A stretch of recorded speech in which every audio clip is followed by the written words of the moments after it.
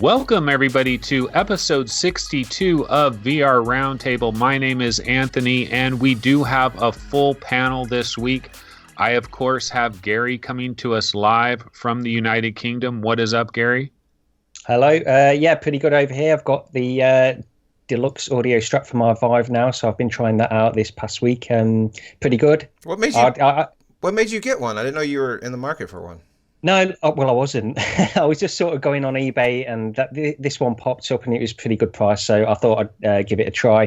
But I do agree with Chris. You know, the actual audio, the headphones that are integrated into it are not quite as good as the Rift, unfortunately. But overall, it's pretty good. I'm quite pleased with it, and it takes away one step of annoyance with me. You know, when you put on a headset and you have to then put on headphones on top of it, it helps. But yeah, it's pretty good. I don't know, honestly, Steve. I don't know why I picked it up. It was just sort of a random sort of last minute thing, and I just thought, oh, I'll go for it. That's cool. I didn't literally just now hearing about it. You didn't even mention it before we started recording. So I'm like, whoa, surprise. That's cool. Alrighty. And we also, of course, have Steve, as he's already been talking for a little while there with his IU sweatshirt, like your sweatshirt, Steve. Oh, well, thank you. And we also have Chris in the house as well. So we got a full packed house this week. And let's go ahead and get into the news. We don't have a ton of news stories this week. We definitely have some game discussions, so we'll get into that as well. But let's just kick off a few of these news stories to start things off. The first news story that we have, of course, is the HTC Vive Focus. Now, I kind of forgot about this because this was like back Monday or whatever. This was one of the early stories of the week. And when it hit, it was major news. We saw videos of it. Everybody was talking about the Vive Focus. It's got the Qualcomm 835 processor inside there. The headset does have 6 degrees of freedom, which is nice compared to, say, the Oculus Go. The controller, although, is 3 degrees of freedom. This headset is positioned for the Chinese market. We don't have a price. Why don't I kick it over to Steve first? Steve, what's your thoughts on the Vive Focus reveal? The good thoughts or the bad thoughts? All of them. All right. Well, I'll start bad. The thing's ugly. Like, I just really, really don't like the way it looks. But that aside, like, I think, you know, the Oculus Go was announced a couple weeks ago. So this is obviously a competitor to it, or what I thought was going to be a competitor to it, but it's not coming out here in the States. So I can't get it. So it's really not a product for me. It's a product purely for the Chinese market. It's where they're targeting. I'm very interested in the Qualcomm 835 reference. I haven't dug too much into what that means yet. Like get into the weeds of what those benefits are. The only other thing that my thoughts are on this is they didn't really release any specs. We don't know the resolution. We don't know the field of view. We don't know anything about the lenses themselves. So what could it really, like, I think it's just a reveal. Like, and I know they're aiming to release it later this month or later this year, right? Anybody? Yeah, I believe in the Chinese market only. We don't know what the price is yet either. And speculation has been, you know, $199 on the low end, obviously in Chinese currency, basically up to $300, you know, so $200, $250, $300. Gary, what do you think when you saw this? Yeah, because I'm sort of in the market for one of these headsets anyway, I sort of looked at this with a lot of interest because I want to get an Oculus Go or the HTC Vive Focus. It's not really coming over to the Western market at the moment, as far as we know. So I won't be picking one of these up. But there was sort of conflicting news stories on this, at least around the time of its reveal. I think some people were saying how it wasn't going to be released over here. They cancelled it. And then later on, there was another report saying that they would be releasing it over in Europe and in the US at a later date in 2018. But then that was also sort of cancelled as well. They sort of said that it's not coming now. So I don't know what's going to happen with this. I presume that if it sells well enough in China and there's enough interest from the Western markets, it will be coming over here. It looks like I don't. I don't think it looks. It's terrible as Steve, as you were saying. I think it looks okay. I don't like the color. That's the thing to say. But I think overall it looks pretty comfortable. It's got that adjustable head strap, as we've seen quite a lot on these latest headsets now. I think some of the Windows Mixed Reality have a similar kind of a attachment where you can tighten it up using that same method, similar to the Deluxe Audio strap on the Vive. So yeah, I think it looks okay. It's obviously aiming for the Chinese market at the moment, and that's fine. But I guess all we can do, since it's not being released over here, is just sort of look and see how well reports come out of China for it. And people will be getting it over here. They'll be shipping it over, the same as the TP Cast. They'll be getting hold of this somehow and getting some impressions of it. Chris, what say you? Yeah, my initial impressions was this thing looks like shit, and I mean, it's really mostly the color now that I really think about it, because that's like the worst blue you could pick. Like if it was an all black matte black thing, it might look cool. It's kind of weird because it like goes against every other VR headset ever made, where like the top strap is kind of the main, like in terms of the design, it looks like the top strap is like the main thing. Like, I don't know, on every other headset, it's always like about wrapping around the back of your head, and the design goes up like that. But I don't know, there's a lot to ask about this. I think there's a lot of confusing things about it. And like, I just know I would never consider getting one just because of the content, unless it is Daydream based, which is it Daydream based? No, it's not. Okay. And actually, there was news that came out in relation to this where HTC at one point was signed up to have a Daydream reference design. They were going to have their own design for the Western market, and both Google and HTC, they both commented on this and said that that deal is not going to happen, but that their relationship is great. Everything's wonderful. Everything's fine. But no, they're not going to have a Daydream headset. But it does appear, I know Engadget, they had somebody that was there that played this Vive Focus, and they played a game that was a Daydream port, and they said that it came across very well and it worked very well. So, I mean, that's the real key here is, will Gear VR and Daydream ports will they easily make the port over to this? Because that's where the bulk of the software is going to be early on, right? Right, and like the controller is basically the identical thing to a Daydream headset. So it almost feels like at that point, like kind of like copyright infringement or like patent infringement, because it's literally the same controller pretty much on Daydream headsets. So that's kind of weird. But yeah, no, I'm just worried about the content. Vive has never really been good with that, but I guess in the Asian markets, it might make more sense. Like they might actually have a rich content library over there. It sounds, but yeah. What it looks like they're trying to do is that they're trying to be the Steam VR of this mobile platform over there. And that's fine. In terms of Daydream, a point on that is that I'm pretty sure there's a Lenovo Daydream, a standalone Lenovo Daydream headset that was mentioned or referenced. I don't think it's been revealed or announced in any real way. Maybe it has been, but that may be part of the reason why HTC has decided to pull out the Daydream variant here in the States, is why compete with the Lenovo here, and it gets into the, also competing against their software platform that they want to push. It's kind of like Viveport. They want to push that element. So why sign up and partner with Google when you're trying to be that platform?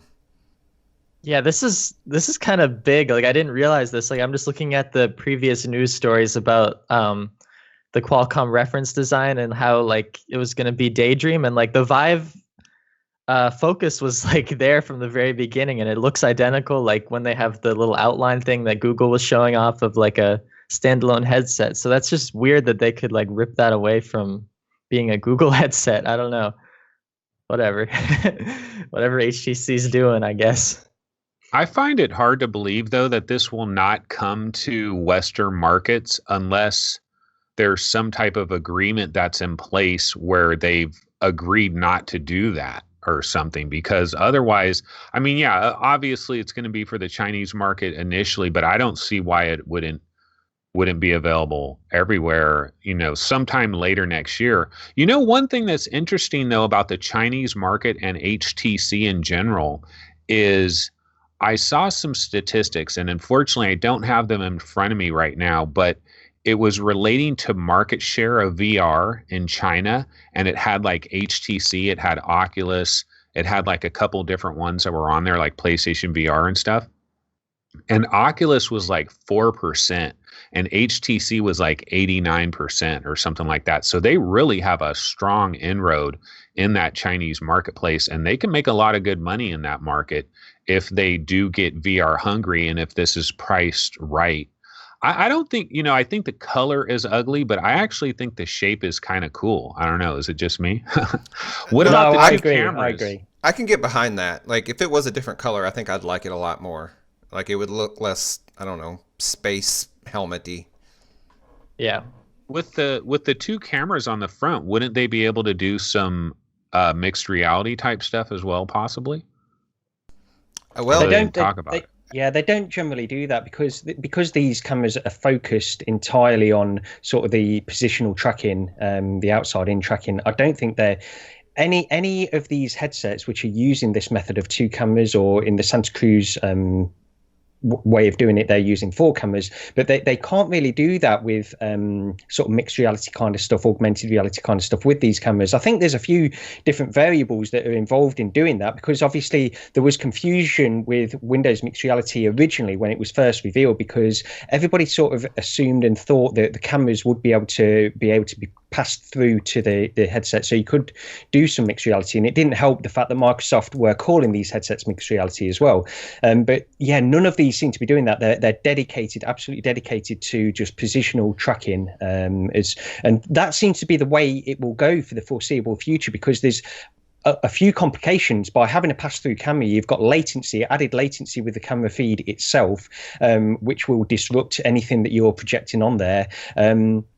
And all this kind of stuff. And also you need to sort of separate the cameras, I would imagine, to a point where they mimic where your eye position is. You couldn't have these cameras wider apart, because the stereoscopic view that they would present in the pass-through would be more, sort of misrepresented as well. So there's endless sort of complications, I would imagine. But Gary, what a buzzkill! What a buzzkill! No, the worst thing really, is that the cameras are further away from your face, so it always will feel wrong. It'll never feel right until they can make a point cloud and like reproject what.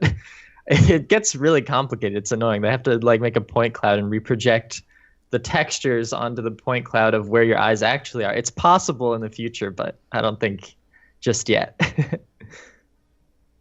Alrighty. Well, the next story we have is, hold on, let me see. I got to get this up here. Okay. So the 2017 Game of the Year Awards has been announced that it's going to happen, of course, on December 7th at 8:30 p.m. Eastern. And the thing that I always wonder about the Game of the Year Awards is, are these things really relevant? I remember a number of years back, I would actually look forward to this every year, but it wasn't so much for the awards. It was just to see new trailers and new game announcements. But Steve, I know you kind of prepped this up as far as how it relates to VR. So why don't I kick it over to you? Okay, yeah. So the Game Awards this year, they're going to be on, well, I guess it's not on TV. It used to be like on Spike or some channel like that here in the States. But as far as I can tell, it's not going to be on broadcast television like cable networks or anything. But you'll be able to watch it on many of the social media type platforms, Twitch, probably on YouTube, probably on Xbox, PlayStation, all that. And like every year, it's got a bunch of categories for traditional gaming, best online title, best voice actor, best this, best that. And last year they had a VR category, but it was really all like PlayStation VR titles. And if I remember correctly, Res Infinite won it last year. So this year they still only have one category, and it's best AR VR game. And in this one, it is Super Hot, Resident Evil 7, Woot Woot, Lone Echo, Star Trek Bridge Crew, and Farpoint. So it's still kind of PlayStation heavy. PlayStation has all of those but Lone Echo. But some of those titles, being Super Hot, Star Trek Bridge Crew, are at least available on PC VR in addition to Lone Echo. So it's just a wider spread. I wanted to put it here and bring it up because it's the Game Awards, and we're nearing the end of the year. And last year, VR Roundtable, we had a really long 3-hour episode where Gary, Anthony, and I we ran down all of our favorite games of last year, and I'm sure we'll do it again this year. Maybe compress it a little, not make it a 3-hour marathon, but and then we'll have Chris in the fold. So it's a cool time, and I still like doing awards. It's let's us revisit the whole year, like remember all that stuff in February and March, not just think about what's recently come out. Yeah, my question would be like, out of the lists here, what would you guys vote to be the VR game of the year? Because I'd probably go Lone Echo, but I don't know. Me too. Yeah, I was going to say Lone Echo for me out of the list that's presented here. I think we all know Steve. Why don't you just confirm that for us, Steve? Right now, yes, I'm going to stick with Resident Evil 7. I just had feelings with that game that I haven't had with any other yet. Yeah, Lone Echo, but I doubt it'll win because it's not the popularity. Super Hot would probably be the popularity one, I would think. But Super Hot was December for Oculus last year, so I don't think of it as a 2017 game. But yeah, it did come to PSVR and Vive. Yeah, it definitely deserves to be on the list. I think Super Hot is a great game, and it's sort of short and it's simple, and there's not a great deal of depth to it, and people can criticize it for this. But overall, I think as a VR, just as a short VR game, I think it sort of shows you everything you need to know about virtual reality, really, what that does. It's great. I'm slightly surprised that it doesn't have Skyrim on the list, because the Game of the Word show, sometimes they will have a relatively recent game that they'll put into that award, and sometimes it'll win and it'll be like, man, this game just came out, and it just won an award.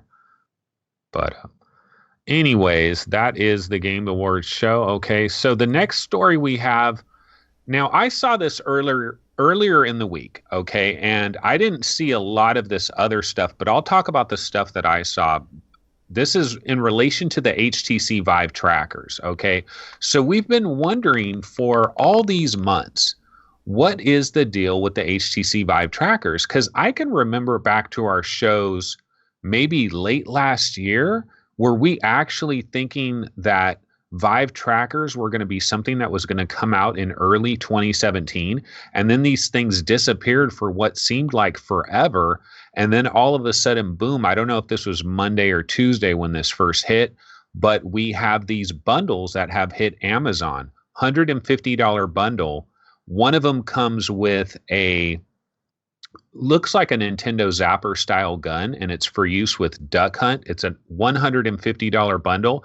It includes one tracker. It includes a game code for Duck Hunt, and it also includes the Hyperkin gun. And there's another $150 bundle for Racket Sports. This one includes the game Virtual Sports, which has the Pong and the tennis game. And it also comes with basically two little rackets. One's more of a ping pong racket, more of a tennis, and then the other one is like a tennis racket. And basically with one single screw, you can take the Vive tracker and screw it onto the middle of it. And so I saw these two bundles. Now, what I didn't see, because we have it on the list here, is that the trackers are $100 each alone, and all of this can be ordered from HTC's website. Because the only thing I saw those two bundles on Amazon. So, Steve, all of these are available now on the website? Yeah, you go to, I guess it's htcvive.com, whatever HTC's website is. I don't go to actual websites. I just do a Google search for things. But yeah, it's up there, and I'm pretty sure it's all available for pre-order. They mention it all. One correction for you, it's just a little Freudian slip. Duck season, not Duck Hunt, which makes it perfect given the game it was taken inspiration from. And then there's also you can order these. It's $25, but it's basically like the ankle or foot straps that you can strap the trackers to. It's $25 for two straps. It doesn't include any trackers, but if you order two trackers and then a pair of the straps, you can do some foot tracking in a few games. I didn't make a list of the titles that are going to support the trackers in any way. Obviously, Duck Season and Virtual Sports do, but there are a few other racket-based games that made reference. I don't know if the updates are available now or if they'll be available when the trackers do end up shipping. But I think Hollowball mentioned wanting to get in on the action. Racket NX mentioned wanting to get some support going. And then I think Island 359 is maybe one of the only titles that is going to support the sort of the stepping, the foot tracking, if you, again, have to order 2 trackers and the pair of straps. Yeah, I remember Island. I was just going to say Island 359. Like they were doing tests where you put 2 trackers on your feet and then you put 1 tracker on your hip, and it was for the full body of inverse kinematics. So they'll probably offer that if you want to bounce $300 out and get 3 of these trackers. But I'm glad that they're actually available individually, because when I first saw this, it was just these bundle deals, and I thought, oh, this is the way they're going to sell these trackers initially. You have to do these bundle deals. It makes sense, though, because some of the games work with it. Chris, what do you think about it? Yeah, so they're gonna be shipping in December, which, that's fine, I guess. But, I also just only saw the bundles when I first saw this, so I'm glad they're selling them individually. I was super worried about that originally, but man, this price sucks still, though. I mean, you can get Oculus Touch, 2 Oculus Touch controllers for $99. So it's just feels like a ripoff. Like it should have been $50. I would buy probably 3 of them and do the full body thing. I think a lot of us maybe would if it was that price, but I don't know. For $100, it's a little bit iffy for me, especially since we haven't really mentioned this yet, but they only work with Lighthouse 1.0 and they're not reverse compatible with Lighthouse 2.0. So once again, this is kind of locking you into the current gen of VR, and you're not going to be able to use these, once the second gen of Lighthouse comes out. So that's going to kind of limit their use long term. I don't know if I'd want to spend $300 knowing that Lighthouse 2.0 is coming. Well, I'm not like HTC, I don't think, or Steam or whomever hasn't come out and said specifically that 2.0 is going to be necessarily the consumer successor. It seems to me like 2.0 is being set up more for the arcades and the enterprise type level where you can get the bigger tracking space. It's just assumed that future Steam VR compatible headsets will just start shipping with 2.0. But as of right now, the Pimax has mentioned it, but we don't have anything on the market. So while I think that's a big deal, it may not be as big a deal as you might initially think upon thinking about it. But while you guys were talking, I wanted to confirm it, because since neither of you had heard that you could buy the tracker by itself, I'm on Vive.com, and yes, the tracker is there. You can also buy the racket set by itself, no tracker, no game, for $79.99. Wow, that is crazy. Yeah, so it's brilliant. Wow. So, all right, yeah. Well, about the sensors, though, that's a good point, because when I first saw that, because I thought the reason we were waiting so many months to get these Vive trackers, I thought basically it was a situation where Valve kind of had them by the barrel from the standpoint where they had to wait to get the new design for the new sensors, because the new sensors work with both Lighthouse 1 and Lighthouse 2, right? So it would just make sense if you're going to come out with these trackers, because imagine people that, let's say January, I wouldn't be the least bit surprised. January, major, big announcement, a new VR headset that we never knew was coming to Steam VR, high resolution, incredible, blah, blah, blah, blah, blah, right? But it's going to have all the new stuff, and these trackers won't work with it.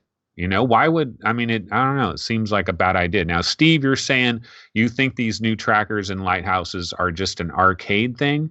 I don't know. No, I don't think that they've said it's just for arcades, but I think it's what they're targeting. I don't think there's going to be this massive benefit to having Steam 2.0 trackers in your home.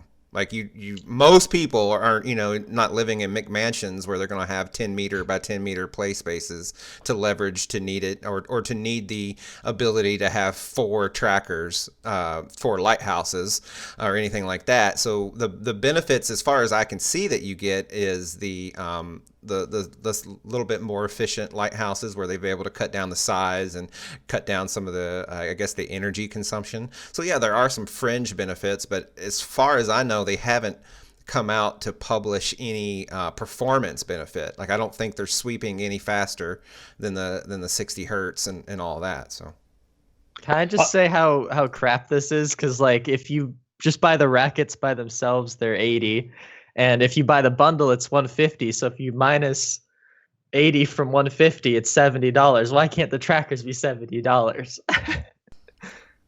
Well, you do get that $20 code for virtual sports. And Gary, you're a fan of virtual sports. You play the ping pong quite a bit.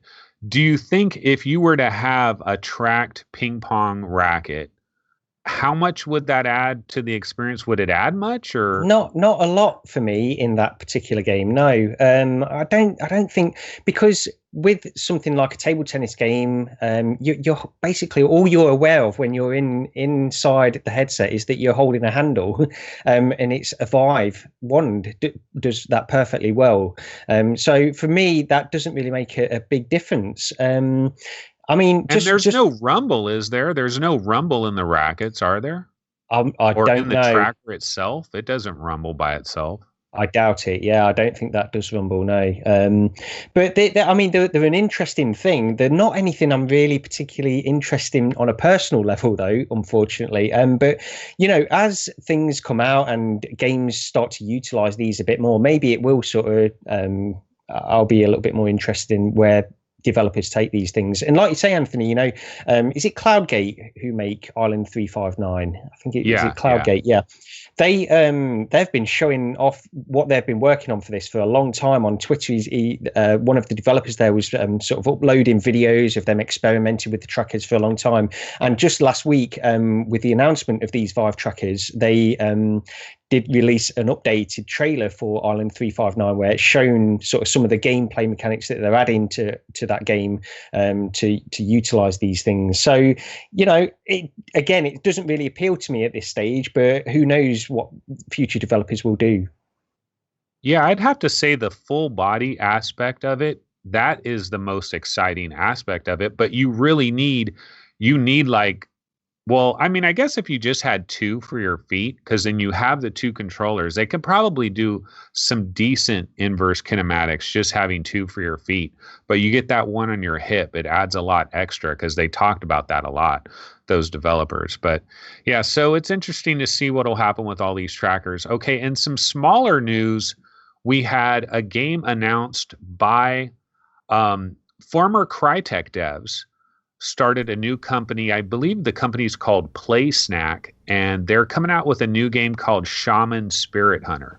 Now, this is coming to the Oculus Rift in 2018, and there was a trailer release for this. Now, it was kind of a teaser of a trailer. It doesn't show a ton of information about this game, but it does look to be similar to maybe Edge of Nowhere by Insomniac. It's kind of this third-person perspective, and it does look like you're a regular human type character, but you also switch to various animals, which actually seems kind of interesting.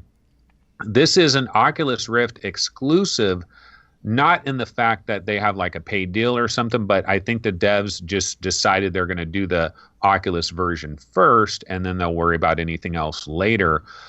Gary, did you get a chance to check out this video? What do you think about Shaman Spirithunter? Yeah, I did see it. It's very short, and like you say, it's pretty much a teaser trailer. To me, it looks like the game is still relatively early on. Some of the animations and things like that look a little bit janky in places. And it's a third person, as you mentioned, similar to something like Edge of Nowhere. But I think when I read an article on this, there is a part in the trailer actually where it says you sort of zoom in. So if you're aiming at your bow and arrow at an animal or something like that, then it will zoom into first person mode. But yeah, generally it looks like you're playing this game as a third person. But I think it's encouraging that Crytek, some of the developers from Crytek have gone on to develop something like this. Obviously, they were one of the people who created Robinson the Journey, and it looks like VR has had an impact on these people that were working there. I think it seems like they're quite enthusiastic about it. Yeah, do you have any takes on this, Steve? I know PlaySnack is they're a German developer, so the former Crytek members that worked on the Climb and the Journey, Robinson the Journey, they're involved with this. So those are some talented developers. Steve, what's your thoughts? Nothing much that you guys haven't already said. It does look a lot like Edge of Nowhere. I like third-person games. Like Gary mentioned, it does look a little kind of rough around the edges, but it's still very early on, possibly, with this trailer that we're seeing. So, I look forward to it. I'll track it. And, I liked Robinson the Journey quite a bit. I haven't played The Climb, so we'll see what these guys do. Chris, I was wondering, one thing that I thought about this when I heard it was coming to Oculus first is I wonder if this is partly due to the fact that if you think about the Oculus Rift owner base, there's a huge amount of Oculus Rift owners that started off with just the Xbox 360 controller, and they played a lot of sit-down controller-based games. And games like Lucky's Tale, games like Chronos, Edge of Nowhere, Thumper, and more seated type stuff. Do you think that if you are the developer of a third-person game, maybe the Oculus waters are a little bit friendlier? I think so, yeah. Well, it was the case for a while in the Vive community. If it wasn't a room scale game, you'd kind of get attacked, basically. But I think that's kind of happening less and less now that people see the value of third-person games. But yeah, this looks really cool. I like the idea of it switching from third to first person when you're doing like important actions like aiming your bow and stuff. That seems like a cool mechanic. Now, I do want to know if the reason why they're former Crytek devs is because like Crytek is stopping doing work on VR, which I think we've said they have kind of put that on the back burner. So that's kind of a negative in a sense, but I'm glad that the people who were working on these great games actually get to keep working on VR. So that we must have found funding somewhere. Well, it's a different studio, PlaySnack. I don't know if they started it or if that was an existing studio, but also Crytek, they're just not in general good health. Like as a studio, they were having, and it didn't seem to be related specifically to VR, although I guess unrealized VR sales based on projections probably didn't help the matter any.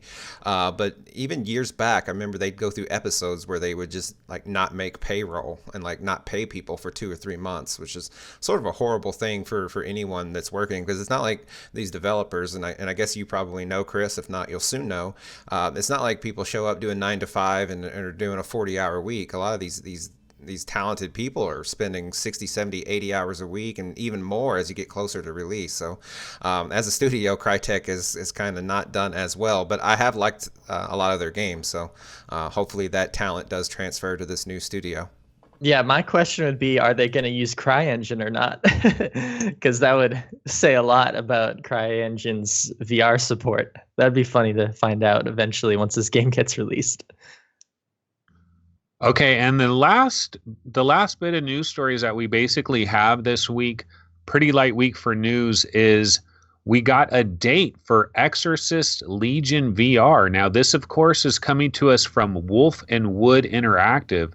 These are the developers that made A Chair in a Room, one of the best horror VR games we've ever seen. And the Exorcist Legion VR, the interesting thing about this is the beginning of episodic VR content pretty much coming, because basically there's going to be 2 episodes that are available on November 22nd. I believe the first episode is First Rites, and then the second episode, I believe, is Idle Hands. And each of these episodes will be available on November 22nd. And I think they're both $5, although First Rites is going to be on sale for $4, kind of as a launch type of bonus. And then there's going to be 3 more chapters that will come either in December or possibly January 2018. So Exorcist Legion VR, this is definitely a big game for November. Steve, I know you're a fan of A Chair in the Room. Are you looking forward to this one? Absolutely. The only critique I think I'll have is it's just coming out at a bad time and it's so much to play. So let's just add one more thing, because it's kind of a sneak announcement. Like, we knew that this was in development, and I think we initially found out about this game in early October. So finding out about it, that it's coming out the 22nd. So is that this coming Friday?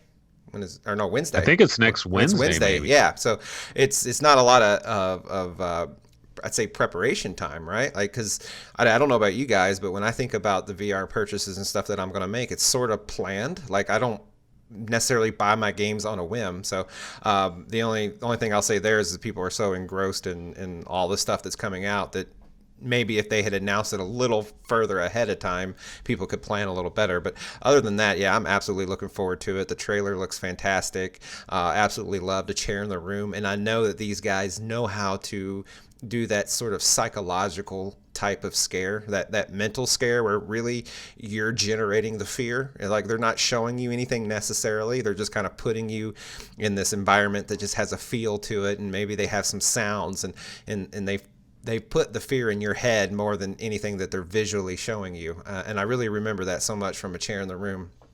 And if they're able to bottle that up and put that out there again, but with another, year and a half of experience and, just a year and a half of experience to make an even better game. And I don't know gameplay wise. So A Chair in a Room was sort of like, if you take the narrative out of it and you take the fear factor out of it, it was just basically sort of like an escape the room game. This one doesn't look like it follows that mold, which I think will lend itself better to a horror narrative. Gary, what do you think about this bite-sized episodic type of entertainment where basically these things are supposed to last between, say, 20 to 25 minutes each chapter? So First Rights is $4. Are you going to grab it for $4? What do you think about that? Absolutely. Yeah, I think this is great. As Steve mentioned before, it's not coming out at a great time when we've got so many big titles that are forthcoming within the next month or so in VR. But if it's a short experience, like 25 minutes, I think that's great, and you can easily fit that into some of these bigger titles that we'll definitely be playing around that time. And again, I'm a big fan of A Chair in a Room as well. I think that was one of my favourite early VR titles. And I mentioned a few months ago how I felt like I was a little bit sort of worn out with VR horror. There were so many VR horror titles that were coming out, and I just felt like I didn't want to play another one. Now I've had a bit of a rest from that. I'm ready to jump back in, and this looks like a great title to do that for. The trailer looks fantastic, and yeah, I can't wait for this. I think just to go back to your original question, having a very sort of low price episodic game of this nature is a good, an interesting experiment for VR developers. I'll be curious to see how well this sells, because I think it will sell pretty well. Yeah, the thing that I think about is like $4. You get to, for $4, you get to sample this first episode, this first chapter, and you get to feel what the game engine is like, and you kind of get an idea of what they're going for, and you'll know when you're done with that first chapter whether or not you want to spring another $5 for the next episode. Chris, what do you think about it? Yeah, I agree. I think this is like the best, like the best of both worlds, because you'll still be able to get long content, but you won't have to pay for it all up front, so you can kind of build up to it and actually know if the game's good enough. Like, this is kind of like having a demo, except way better, because I don't know, it just sounds so much easier to spend $5 like every few weeks or like every month, however long it takes between these episodes, rather than just paying like, I don't know, $40 or $50 all at once. So I think that's a great idea, and I do think it'll sell really well. I really hope this type of thing does good, because I don't know, that seems like the right way to go for VR, right? Well, think about the Talos principle. Imagine if we could have bought that in smaller chunks, because that game is so freaking huge. I could have gotten just the tiniest chunk to start off, and I'd probably be good to go. Wouldn't even need to go for anything else. But yeah, it is nice to break stuff up, and we'll see, hopefully this will work out well. Okay, let's see here. So that's pretty much the new. Oh, one last thing I wanted to say about the Exorcist Legion VR is it's coming to Steam and I believe Oculus on November 22nd, but it is coming to PSVR later. And I think the version that's coming to PSVR later is actually going to have all 5 episodes. It's going to be all like one big, one fell swoop. So I think they'll have that for PSVR sometime next year. But that basically does our news. And certainly this week, the big story is the release of Skyrim VR and also the arrival of Payday 2 VR beta. So why don't we go ahead and jump into that? And we can start it off with Skyrim. Steve, do you want to go ahead and kick it off? Well, no, actually, honestly, I think we should probably. I want to talk about Coco first, maybe, and get that one, and then maybe we close on Skyrim because that's sort of no, that's a good headliner. Idea. I forgot all about Coco. So, well, I'll go ahead and get us started with Coco then. Coco is a Disney Pixar film. I guess they do one about every year. I have little kids, I should know this, but anyways, it's the most recent Disney Pixar film, and it's about it's set with and it's sort of within a dreamy Mexican themed environment. A little kid that plays guitar. Apparently, maybe his dad was one, but it also follows that whole Day of the Dead. I guess it's Dias de los Muertos, the Day of the Dead kind of celebration that they have, and it's all themed around that. And Disney / and/or Pixar made a VR app, and it's obviously tied in because I guess the movie came out. Was it this Friday? Anyways, so the movie launched and the VR app launched mid this week, and it's a really good VR adaptation. It's obviously promotional, but it's not just a crappy 360 video like so many promo things do. I really like this for what it was. It wasn't the most amazing experience that you can have in VR, but if you like Pixar content and if you've seen the movie or if you're planning to see the movie, it just has so much color. Like, you begin the experience and you're the skeleton guy and you're able to pick out your costume, but then you leave the apartment or wherever you begin and you get out into this sort of city square type thing, and there's all sorts of buildings around there, but there's all sorts of citizens.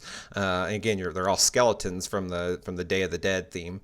And it's just so vibrant and colorful, and it felt really, really, really cool walking out into that. Well, teleporting out into that because it is teleportation based. It's a free experience. I think I spent maybe 20 to 30 minutes in here, and I'm pretty confident that I didn't do everything. At some point, you end up riding this train a little bit up higher in the city, and at that point, it almost looks like they masked, like you're in the train and it's rendered, but it almost looks like what they put out in the field of view is sort of a 360 video. So that part was kind of interesting in how they did it, but it still looked really good, and I thought it was a good experience. Again, for what it was, you have to put it within the perspective. This is a Disney Pixar promotional VR app that's for free, so I think everyone should check it out. Gary, did you try it? I did, yeah. I played through this, and like you say, there's a few little different areas that you can go into, so I'm not too sure if I tried everything as well. I played it for a similar amount of time, so 20 minutes, something like that, 20, 30 minutes. I got to the end of the experience, and as you say, Steve, I'll just sort of echo everything you've said, because within the context of a promotional tool for a film, I think this is one of the better ones that we've got so far. It's not going to blow you away. It's not the most amazing thing or anything like that. And as you say, with the train journey at the end, I actually really enjoyed that part. It's very short, but as you say, it's not rendered the way you expect it to be rendered, really. Although I still thought it looked great. And yeah, it's a good little promotional title, free to try. So yeah, go ahead. Yeah, the weird thing for me was that it's multiplayer. It can be multiplayer, so I do want to try to jump into this with one of my friends who has a Rift eventually, just to see why that is. Like, it would be fun. Like, you can really get into it if you want to really embody the character. But man, did you guys notice how good the body the body embodiment was? Like, I looked down, I could match my feet up with the virtual feet, and then I crouch and the knees work, and the inverse kinematics was pretty really good in my opinion, one of the best things I've ever seen. So I loved that about it. I would get it just for that, seeing your arms work pretty realistically, and even at least getting a taste of what the future of VR will be like when you'll have your feet be tracked was really cool. I agreed, like the ending thing was really weirdly rendered, but it worked really well. And like no motion sickness or anything, obviously. I think it's a little bit quirky, the teleportation, like you can't teleport half the places you'd want to. It's really strange in that way. But I definitely get it. And I don't really know what this whole multiplayer part of it is about, but I feel like I need to go back and try it with a friend or something just to see why. The multiplayer part, you actually have to have a friend within Oculus, don't you? You can't just go in there and sort of interact with just randoms. You have to invite friends in, I believe. So yeah, that was something, because I expected it to be more of a case where you could just go in and it be sort of like a VR chat or alt space kind of area where you could go and speak to people. But that's not the case with this, unfortunately. At first, I thought that this Coco Pixar thing was getting almost a little bit too much hype, just because of the whole Pixar angle, because you think Pixar VR. I remember when I first saw Henry on Oculus it was on my Vive through Revive. I saw Henry and I saw Lost, but it was after seeing Henry, I was like, yeah, that almost looks almost Pixar-like. And so when you think of Pixar and VR, you'd probably think of something more like that. But this was cool. It's a cool experience. It's right up there with like Blade Runner Memory Lab 2049 from the standpoint that they give you some actual stuff to do. You can spend some time in this. I thought the train ride was one of the best parts of it. I don't know exactly how they did, but it's like when you're looking outside the train and you're seeing the dead people there and they're having conversations and how the audio is moving by you. I mean, I know it's a trick that they did to make it look like that, but I still thought it was pretty cool. And then right before you get to that train part, you have to go up this elevator. And you when you go up that elevator and then you get out of the elevator, right there on the railing are these paper airplanes. And I grabbed one of the paper airplanes, and I just threw it, and it's floating through. And the physics aren't that realistic with it. But one time I grabbed another paper airplane and I threw it, and I was standing really close to the ledge, and I threw it, and I was just watching. I was watching it till it all the way hit the ground, and it kind of, the way it hit the ground was very realistic. And for a very split second there, I'm looking and I'm like, oh shit, I'm about to fall off this ledge. And I almost got like a little fear of height sensation, which I have not felt that in a long, long time. So that was kind of cool. But there's lots of stuff to do in this thing. So it's definitely worth a download if you guys haven't tried it.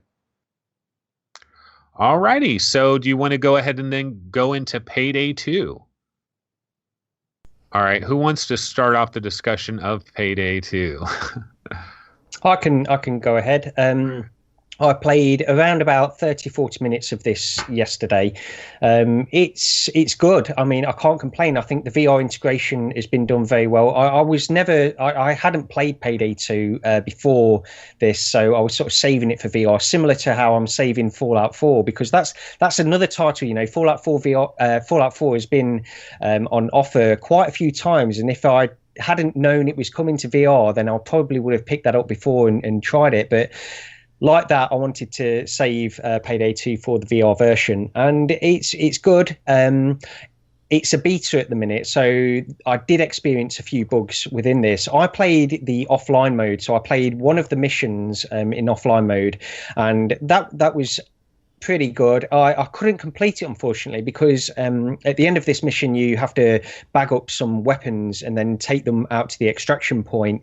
And unfortunately, when I tried to throw one of the bags to the other members on my team, it didn't quite make it, and it dropped to the floor. And from that point on, I wasn't able to pick the bag up again. It just sort of lost it. So I wasn't able to complete the mission because I didn't have all the bags. So a little bit buggy, but I thought it was definitely enjoyable. There is this sense that I don't know, because I haven't played it before. This is a AAA game, but for some reason within VR, when I'm playing this, certain aspects of it don't quite feel AAA. And I know it's not a new game or anything, so it's been out for a while. It just feels a little bit rough around the edges, and I don't necessarily think that's just the VR integration that's been doing this. It feels a little bit like a almost like a double A game, if I'm being honest. So there's a few little aspects of it, like just the waves of enemies that are constantly coming towards you, and this kind of stuff. It doesn't feel like they've really got any intelligence. There's the AI that is coming towards you doesn't seem to have anything beyond just hoarding you, really, while you're trying to do these other tasks. But having said that, I'm only 30-40 minutes in, so it might progress a little bit beyond that. I don't know. Yeah, I haven't. I haven't played the regular version of the game. So I'm curious to that point, Gary. If I wonder if they've kind of dumbed down the AI maybe for this VR version. That said, for it being in a beta, it's a really good beta. Like there are some bugs, but it's not a test. Like, a lot of times you'll get a beta and it's really just for the developer to be able to test their code. Maybe they're testing their server and their online side of it, and that's fair. But I was surprised at how well it ran. It looks pretty solid. Some of the character design aren't the greatest, like in terms of the enemies, I guess the good guys in this sense, the good guys that you're shooting at, like they kind of get repetitive and generic looking, which kind of doesn't help sell it, because so let me talk about the game, because maybe there's a lot of people like us who haven't played Payday and maybe aren't familiar with the franchise, and maybe I'm not the best person to talk about it because I've only played it in VR here, but from what it appears to be, it looks to be a sort of a mission-based cooperative game where you boot into it, you choose a mission, and you're one of I guess 4 robbers, or you're doing a heist, and you go through and you play through these missions, and they have objectives with waypoints and things that you're supposed to do, and you do them cooperatively, and then you complete the mission. The mission that I did, it took place in a mall, and it had a big Christmas tree in the middle, and you had to basically steal some stuff, and I won't spoil the mission as a whole, but it became a sort of a wave-based shooter in a sense. From a VR perspective, it became a wave-based shooter where you just go around and do the different objectives, and also the guns, and I don't think it's anything technical. I don't think there's anything wrong with the VR translation, as maybe because it's ported from a non-VR, but the guns felt very lightweight. Like they felt almost ineffective, like they didn't have any oomph behind them when I was shooting them, and that kind of took me out of it. And I was holding my default loadout. I had a pistol, and then I had an assault rifle of some sort, but I was able to hold the assault rifle out with one hand and spray it more sort of like an SMG, and that just kind of felt real like I was shooting a pellet gun or something. But all in all, the presentation, everything from just how you boot into the game, like the loading environment or whatever, it looks good. The price is right, because I got this for free or $1 back when they announced it. Like, you could buy Payday 2 real cheap, and then they're giving you this VR version for free now in beta, but also when it comes out in full release next year. I think they've dated it for 2018. Yeah, I think it's really good. I played it a lot, the non-VR version of the game a lot during LAN parties, just because it's a really good cooperative based game. And if everyone's in the same room, it's like fun because you have to really talk to people, tell them what to do. So I could really see this being fun. Like if I'm at a LAN party and we have like the Vive set up in one area, and we can like cycle people off to be in VR, since there is cross-platform play, like with people not in VR and in VR. I played a little bit of it, and it is good. I do wish it had smooth locomotion, of course, but this game is easily moddable. There's a lot of mods, and there's already one of those smooth locomotion mods out for it. So I do need to try it with that for sure. I had so many performance issues, though. I was definitely getting 45 FPS the whole time, even though everything was on low. I'm not really sure why that is. I have a 980, so I was assuming I wouldn't be getting performance issues on all low, but like you guys said, it's a beta. So I think by the time it gets released, that'll be fixed. But yeah, overall, really good. And it does get me excited for like Skyrim and Fallout, because this game still feels fun, even though it's in VR. Like it doesn't take away from anything. It really just adds things. So I'm happy about that. Yeah, so I played this. I haven't played this that much. And when I did play it, I wasn't in a multiplayer session. It was solo, but you have your three AI teammates basically that you're running around with. And I did the first mission I did was the one that Steve was talking about, which is the Christmas tree and the Santa Claus guy. And so at one point in this mission, you're supposed to punch the Santa Claus guy. And I was doing all kinds of stuff to this Santa Claus guy, and I must not have been doing it right, or I didn't realize how to take the gun out of my right hand and like put it away somewhere. I couldn't figure out how to do that. So I had some problems, just I didn't know the controls. And I've still barely played. I've played one other mission. I played a mission where you're like at a bank and you're breaking into the vault and you're stealing all this gold. And I did most of that mission. I ended up dying at the very end. I got like a bag of gold and was trying to put it in like an armored car or something. And I couldn't like release the bag or like throw it. I just didn't know what I was doing as far as the controls. So I'm not really going to judge the game based on the fact that I don't know the controls yet. And what I kind of wanted to do personally is play quite a bit of some single player before I start pairing up with additional people, because I don't want to be that one guy that doesn't know what the hell they're doing. But as far as the graphics, I thought the graphics were pretty good, like especially when I was at that one bank getting the gold, just outside the bank, the parking lot, the cars, and the other buildings and stuff. It kind of gave me almost a GTA in VR kind of vibe, which was cool. But for me, one of the things about Payday that I'm not a fan of, and I know the gameplay is meant to be played with three other people, really. And it's meant to be a multiplayer game with three other real people. So if you're playing it single player like I am, you're not really doing it right. And then but the thing about it is, like what Gary was talking about, is the enemies, like the police guys that you're shooting. It seems like they just endless waves of them, like literally when I'm doing this bank robbery to take this gold, there had to be like 500 police officers that came trampling through various exits and ins and outs of the bank that you're shooting. And you have a drill that's drilling something, the drill breaks, you got to go fix the drill and stuff. And there's music that's blaring in the background. There's a lot of stuff going on. It's a little chaotic for me. I like to be able to relax a little bit more and kind of know exactly what I'm doing, and it's kind of chaotic. But I'm sure if you're with like three good buddies, you'd probably, like, if all four of us were able to get in a multiplayer match and play together, I'm sure we'd have an absolute blast. And hopefully maybe we'll be able to do that at some point. I just need to figure out how to learn the controls. So long as we don't ask you to punch Santa, right? Like Anthony can't have that job. So what you do, Anthony, and I'll say, because I was stuck for a moment too. So if you think of what this game would have been in playing it with a gamepad traditionally, you would have maybe pressed left trigger or something without a weapon in your hand to do your punch. Well, adapting motion controls to that doesn't automatically tell the game that you're trying to punch something.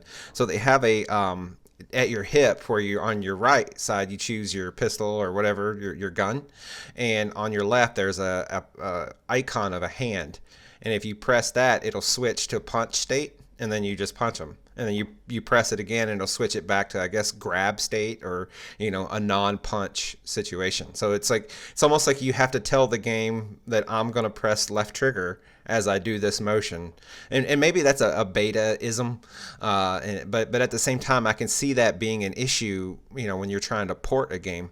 Also, we didn't speak to it, but when the beta went live, it did not go live with Oculus support. So I believe the beta went live on Thursday, if I remember correctly. We're recording this show here on Sunday. I played it on my Vive, but I know, Anthony, you couldn't play it initially because you still have a down Lighthouse. So I guess they got Rift support up over the weekend. But a lot of people speculated, well, did HTC or Steam ink some sort of deal, or whatever with this? And I think it boils down to, so I guess this is still playing in their Overkill engine. Is that the name of the engine the developers have, Chris? I don't know. You might know that off the top of your head, but it's not Unreal, it's not Unity, so they maybe don't have all of those commonplace VR tool sets that a lot of VR games are used to. So it would make sense to me that right out of the gate, they could have a sort of a slip up or something with Oculus Touch detection.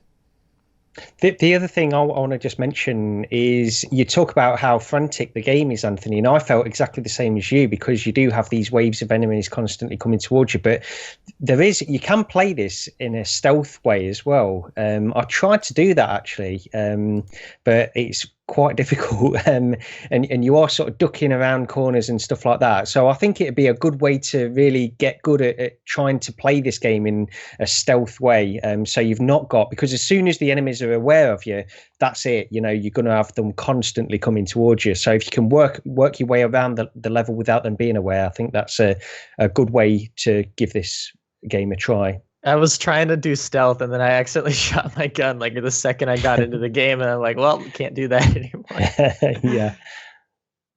Yeah, I barely scratched the surface, so I'm definitely going to try to play it some more. But you got to learn the controls before you can really judge something. So I haven't even learned the controls yet, barely. All right, well, so I guess we're at the last one now, right? Yep. You can kick this one off. So what's that? I said you go ahead and kick this one off. Okay, so Skyrim VR, man. So Friday, I got my delivery from Amazon, installed Skyrim, got in there, and man, I don't even know where to start with this game because it's crazy. It's kind of a roller coaster thing for me. Like, I saw so many reviews going into this where like someplace gave it a 5 out of 5, and I think Upload VR gave it like an 8 out of 10. And so I saw all these really high reviews. So I kind of went into it with these high expectations. And at first, if I'm completely honest, I played for like 20 minutes and I thought, this isn't that good. I don't know what people are thinking. This isn't that good. And so my very first impression was Skyrim VR is not that good. And I'm like, wow, what are these people thinking? And then I go in and I play it more and I'm like, oh my God, this game is so incredible. And then, so it's kind of like bouncing it back and forth between these different viewpoints. It's very similar to Heart of the Emberstone for me, where I kind of went on this roller coaster ride of being in love with the game and then having problems with the game. But when it comes to Skyrim, it's weird because it's like the graphics, you can look at the graphics of it and some of it just looks so bad. It looks like PlayStation 2, Xbox 360-ish kind of era. But then you'll turn a corner, or maybe you'll just forget about it, or you're not focusing in on it, and you'll see this waterfall and just the moonlight and the waterfall, and like you'll see like a deer that's wandering around out there.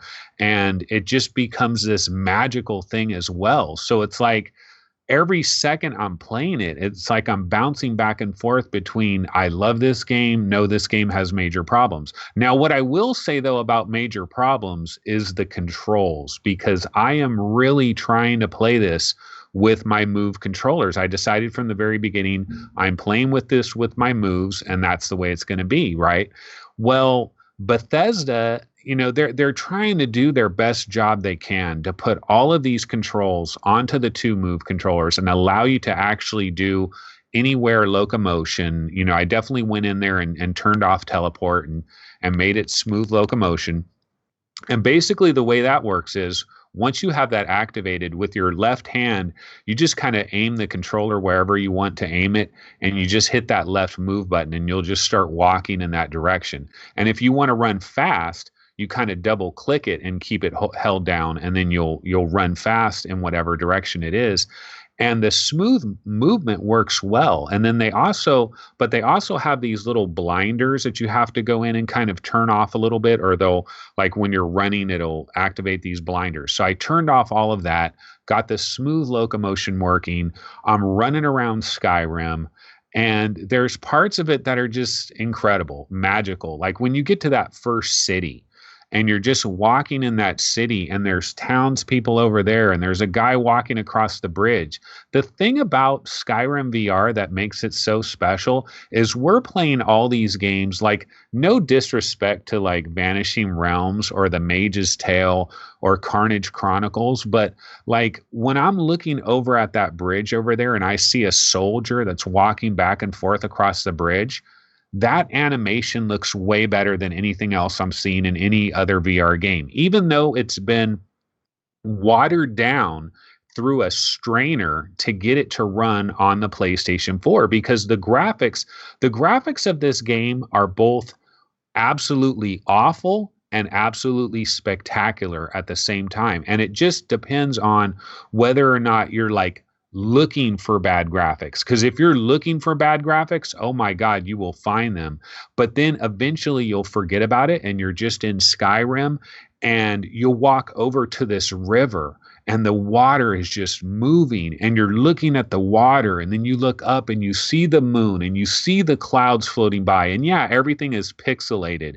It's like Drive Club VR the world that you're exploring. It's quite pixely, but man, it can be powerful as well. So I'm like, the controls are really working me though. I have to say, like when you go into the menu, like just a switch from a sword to a mace to your bow and arrow or whatever, trying to navigate those menus with move controls is crazy. It's crazy hard, but I'm forcing myself. I'm sticking with it, and I believe I will eventually learn it. I have to learn it at some point. I just got to stay with it. Steve, let's kick it over to you.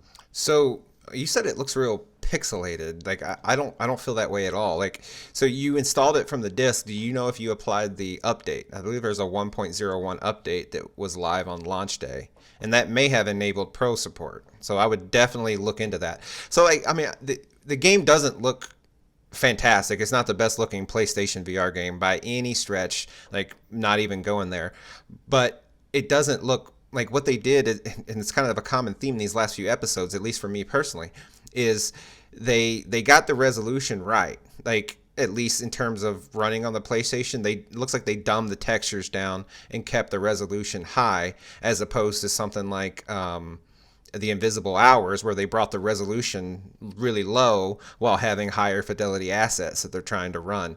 So for me, I appreciate the higher resolution in sacrifice of better textures, because yes, you walk up to a stone wall or you look down at some gravel, like on a gravel road, and it's just flat, generic looking texture. It doesn't look super great or anything, but the resolution to me doesn't look bad. It doesn't look great, but it's sharp enough that I don't feel like I'm always seeing the blur, so to speak. Like I found Invisible Hours on PlayStation VR unplayable. Skyrim is not that. Skyrim for me is very playable, and I'm content. I would love it to be better, but I'm content with the visual of the game, especially when it brings everything else that it's bringing. I mean, this is Skyrim. This is the launch of the Bethesda VR season that we have been licking our lips for a flipping year now. Well, not so much with Skyrim specifically, since it wasn't announced until this spring. But we are now in a Bethesda title. This is a full game. This plays pretty good. I am a Skyrim noob. I have not played the game at all in terms of I think I rented it maybe when it first came out on PS3, and I kind of remember that initials in the beginning of the game. You're riding in this wagon down to it's just the initial launch of the game, and I know I had seen that before, whether it's in a video or I played it on my PlayStation years ago, but seeing that in VR and getting that initial exposure, it's not really a spoiler, I don't think, but right as you get to the bottom of that hill after riding the wagon, you see a dragon for the first time. It looked great and kind of chintzy at the same time. You kind of saw it for the video game that it was, because some of the dragon's animations were a little clunky, but at the same time, this was a dragon that was up on top of a one of those round castle rotundas or whatever they call it, and breathing fire and all that. So all in all, I like the game. I'm excited that it's out. I'm gonna put more time into it. Controls are the big area. Controls are where we could probably spend most of our time discussing. And within that, I've only played for about 2 hours because I had to take a trip out of town this weekend. So I got 2 hours with the game on Friday. And I played the first hour or so with the Move controllers, because that seems to be what you want to do. You want to be in Skyrim, you want to swing the sword, you want to have the shield, but as Anthony mentioned, navigating the menus is a pain in the ass. Like, and you're doing a lot in the menus. When it comes time to sell your items back to the guy in River Run that you want to sell all your stuff to from the first dungeon, you got to do all that with a move controller, and it's a pain. But setting the menus aside, like the in-game controls, and it's a healthy debate Anthony and I have had probably since the very beginning of the podcast is I don't think pressing a button and steering with your hand is naturally a good thing. It's not that bad in this game when you're just traversing from point A to point B, and it doesn't bother me. It's not immersion breaking. But in battle, and I have a shield and a sword, and I'm trying to move around, and I got, two of the big frostbite venom spider things, one on each side or whatever, and I want to locomote and deal with that conflict, you can't really do it well. It's not. You're trying to duplicate 4 limbs on a human being with 2 limbs, and yeah, you have buttons to do it. So I'm not faulting Bethesda for it, because they've done about as good as a job I think anyone can do with that hardware. Like, I don't know what they could do to make it better. Like, there's not a single recommendation that I could give them to take that issue away. So the second hour, I switched to gamepad. And I just have to say, I think I prefer the game more with a gamepad. And yes, I am taking some of that immersion hit by not being able to swing the sword. So far, I feel like I like magic better. Just anyways, the magic seems to be more effective. Blasting like a stream of fire that seems to kill things easier than my sword does. But with that, so yes, I'm giving up some of that immersion, but I'm also not faced with that constant immersion breaking issues of dealing with the move controllers and either through the menus or through the locomotion. Like, for me, that's immersion breaking. In a moment where I'm swinging a sword, sure, I feel that immersion. But in the very next moment when I can't do what I want to do, and my brain, for lack of a better way of saying it, has to try to dual process what I want to do and how to do it. The best parable I think I can give to that is like driving a car. So Steve, wait, let me ask you a question. So you're playing with the DualShock 4, right? Now, is it tracked at all? Like, if you move your DualShock 4 this way? Not that I recall. Okay, so what happens with like your arms and stuff? Because like one problem I'm having with Skyrim, this happened to me the last time I played it, and I had to quit out of the game. I'm having this weird problem where like my arms, like you have this little menu that not a menu, you have like a little map thing that kind of pops up, like north, west, south, like this kind of bar, right? And if you keep that bar in front of you, you're kind of in the right spot. But then every once in a while I'm playing the game and it gets like situated over here, and like my arm's over here, my sword is over here, and I'm like, wait a minute, no, I'm standing here. The PlayStation VR camera is right there. I hit the option button, I hold down the option button, I'm centering my viewpoint. But even after I do that, my sword and my arm are over here, aimed the wrong way. And I don't know if this was just a Skyrim bug, that I'm experiencing, but it was really irritating. But one thing we need to... I didn't experience that at all. Like when I was playing with the moves or playing with the controller. Well, one other thing to talk about, though, is like the actual combat, like using a sword and attacking a skeleton or attacking a villager or some other soldier or something like that. I felt like, first of all, the sword that I'm holding, this is going to just sound like a lot of complaints, but I'm just going to tell you, I'm really liking the game. And it's an open world game. You can go anywhere. You can see a mountain and you can go to that mountain. You can go across rivers. You can go, I was going up, like, I'll tell you this one good story. Okay, so I was going up this one mountain, right? And as you're slowly working your way up the mountain, it starts getting darker and darker. You're going up to a higher elevation. The sun isn't out over there and it's starting to get snowy, and it's slowly but surely getting snowy, and you hear it audio wise. You go up a little farther, you're in a freaking blizzard and it looks completely different, and you're going up this mountain. That is the power of Skyrim compared to like all these little indie VR games that we're mostly playing that are doing RPG games. I mean, they're trying their best. I'm not trying to disparage them. It's just Skyrim. The thing is, they spent hundreds of millions making Skyrim for flat gamers, And they've converted all of that to VR, and there's a side benefit. All those millions have been spent. This world has been created. Rivers and streams have been created. These castles over here have been created. All these interiors have been created. Now it's just all being adapted to VR, and now we get the fringe benefit of it. And that is incredible. But I'm going to go off on a few little nitpicks. So I'm holding a sword in my hand, right? The sword looks like it's 30% too big. Like I need to reduce the sword size by about 30%. It looks like I'm holding like a gigantic Final Fantasy VII, sword or something like that. It looks way too big. The other thing too is the hitbox. Like, so the soldier that I'm fighting is standing right over there, right? And I'm using my sword. My sword, if it's sticking out 3 feet, where I actually hit the soldier is more like 5 feet. So I have to account for this like extra 2 feet, which really threw me off guard when I was first fighting anything, whether it was a spider or anything. I'm using my mace, I'm using my sword.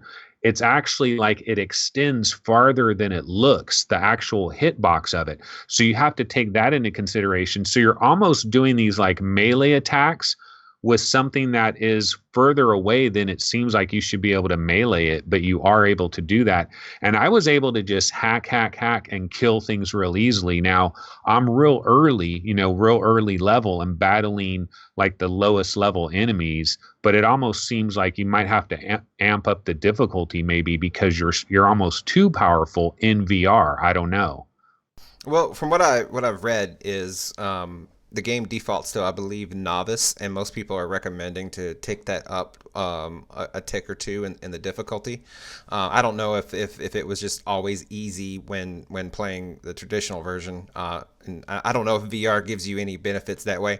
I have not died, so 2 hours of gameplay, no death, so maybe it is a touch too easy. But you mentioned a good point about that $100 million or whatever that investment that Bethesda made to make this game was already made.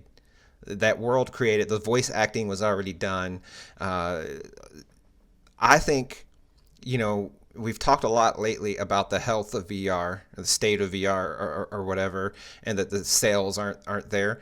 I think this is a good way, and I don't know what Bethesda's investment was to convert this to VR, and I'm sure it wasn't cheap, and even that conversion budget may be bigger than the budget of, say, Carnage Chronicles or something, but I think this is a good way to bridge the environments, and as VR players, like me personally, I would rather, even if it means using a gamepad, play a port of a serious, meaty game than play sort of an indie title that doesn't have any meat on its bones. And I know we talked about how the industry, next year we may have to live with a lot of indie games, and we have to be content with that.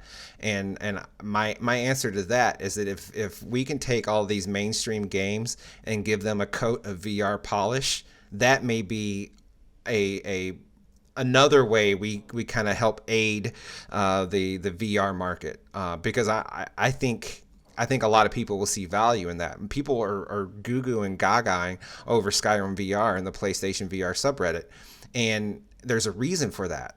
Some of it is hype. Some of it is Skyrim. It's one of the most popular. The Elder Scrolls. It's one of the most popular gaming franchises available. And the same thing would happen if Mario or whatever came to VR. It'd be even crazier. Let's leverage that. I think this needs to be done, and I'm looking forward to Fallout.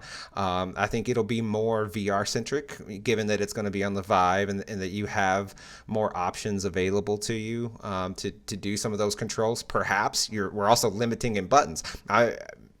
Maybe menu navigation in Fallout's going to suck too, and as far as I know, there won't be a gamepad option to kind of default back down to. So. One thing about Skyrim, though, is so Chris and Gary, they do not have PlayStation VRs. They are not playing Skyrim VR. And this is maybe the first time that they're suffering for this. They're suffering for the fact that they don't have a PlayStation VR. Suckers. And you know why? Because, you guys saw Resident Evil 7 and you probably thought, yeah, that would be kind of cool. But the thing about Skyrim, and it's only what? It's only by like a few weeks, but or well, almost a month. But basically, PlayStation VR players are seeing something in VR that nobody with a Vive and an Oculus Rift is seeing. They are seeing a true open world game, no matter how much the graphics have been scaled back or whatever you want to say about that. This is truly an open world game, and that is what is so incredibly powerful about it, because I'm walking through a forest. I see a cabin. You see smoke coming out of the cabin. You see people walking around and doing things, little kids. You see chickens in the road. I mean, just walking over and look, you'll just look at a chicken for a few minutes, but you'll see these streams and fish in the water, and you'll see the fish. And graphically, I'll go back again and I'll say graphics can range from absolutely god awful, in my opinion, to where some of the graphics look like, Xbox 360-ish or maybe almost even PS2-ish. But then there's other times where I go inside. I went into this one interior, and I don't know if it was the lighting or what it was, but there was an NPC character that was right there, and he was talking to me. And I was looking at this guy, and I'm thinking to myself, if I'm playing this on a Rift or a Vive and I'm using a Rift or a Vive, like no one would know the difference. Like this looks that good at that particular moment right then and right there. But then 5 minutes later, I could be looking at this bush that looks like the most simplest bitmap bush you can possibly ever imagine, that's pixely as hell. And so there is that, but the magic is there. The freaking go anywhere magic is there. And there, I don't know of a game. Is there a game on the Rift or the Vive that tries to even do this? And if it does it, it doesn't do it like this. No, like that's part of it. So you have this big giant world, and all of that stuff has to be rendered. And I'm sure on the PlayStation VR version, they're really bringing back the LOD to something that the PlayStation can handle. But they get around, like Mage's Tale. Like I think that's a beautiful game, and I've played it a fair amount on my 1080 Ti on my Oculus Rift. It looks great, but it's a dungeon crawler. You don't, as far as I have not completed that game. It's a pretty long game, but as far as I know, you don't go outside and then have to see clear across to a mountain that's a 3-day walk away or whatever the equivalent would be in Skyrim. So like not having to do that is a technical advantage that most other games have, and Bethesda in making Skyrim, they knowingly bit that off. It's like that risk reward balance. Like we're going to take this big risk, and in doing that, hopefully we get this reward because we're doing something that other people, they don't have the technical chops or the budget to pull off. And I think it translated reasonably well in VR. It's not perfect. There is a difference. Like when you go outside, like in that first dungeon, Bleak Falls, I think it's called. Like in that first dungeon, basically your first real mission, like inside there, it looks way better. You get to a point where you have to turn some dials on a door to get the door to open. And in that area, it looks really like it looked pretty damn good, like no complaints. But then you go outside and it's trying to draw a much larger distance because you can stand on top of Bleak Falls and damn near see the river run or whatever that first village is called, and that's a lot more to try to render with the same horsepower, so they have to give up some compromises to pull that off, and I think it's acceptable. I'm willing to deal with that versus not have this type of game. Steve, I know you've been playing this and you've seen certain things and you've thought to yourself, oh my God, in another 5 years when you'll be able to play this on whatever the highest end headset is, and you have like whatever the equivalent of a 1080 Ti is 5 years from now, and you're super sampling out the wazoo. I mean, this is the reason why there is no chance whatsoever that VR doesn't dominate everything, because once they have this looking crystal clear and beautiful, it's over, baby. All you flat gamers that are scared to death of flat gaming dying, it's gonna happen, man. You're gonna have to deal with it.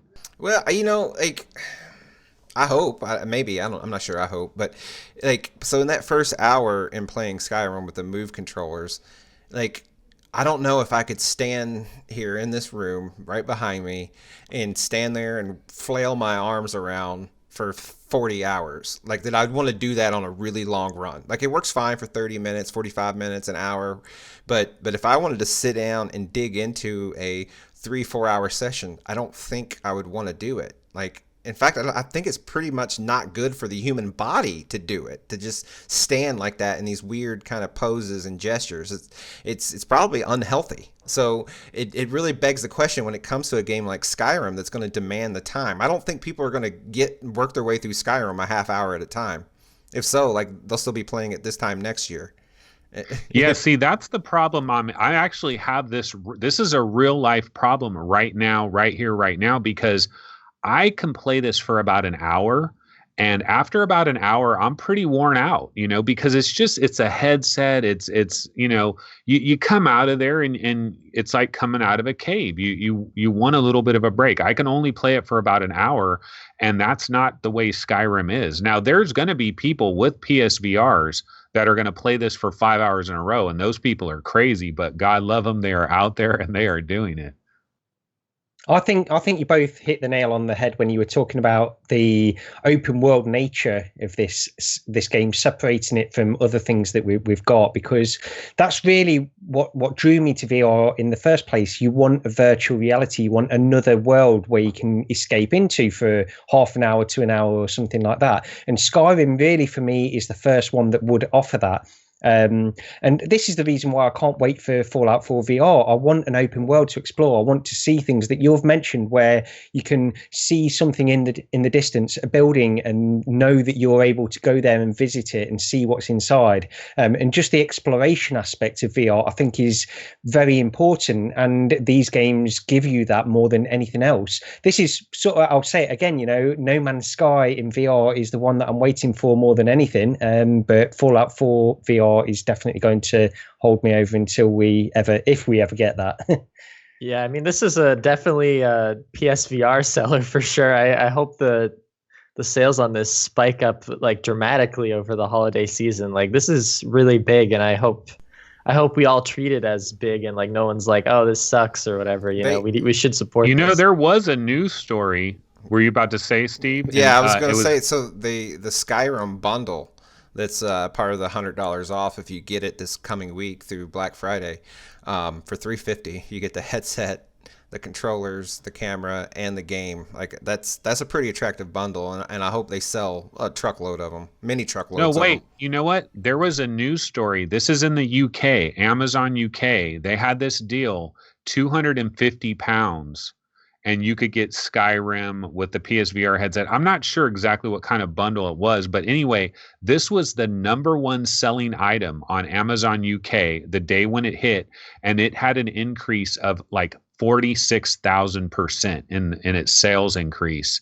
And it was just because of this whole Skyrim thing. Now, the only thing I'm kind of concerned about, though, is if I were to just take somebody and put them into Skyrim VR, especially with moves, like I can barely understand the game with moves. Imagine just pulling somebody that hasn't played VR and hasn't dealt with like the little X button and the little circle, the way the moves are with all their little buttons everywhere. It's a hard game to just put some random person in, unless you're doing a DualShock 4 version or something. Were you going to say something, Steve? No. It's a hard game to put someone in regardless. Like, I mean, it's even flat gaming, right? Like, hey, you don't play games that much. Here, play Skyrim. That's the one. It didn't work that way. Yeah. The one thing you can do though is you could put somebody in it from the standpoint where you just say, "Look, just hold this controller, hit the button, and just walk. Don't do anything else.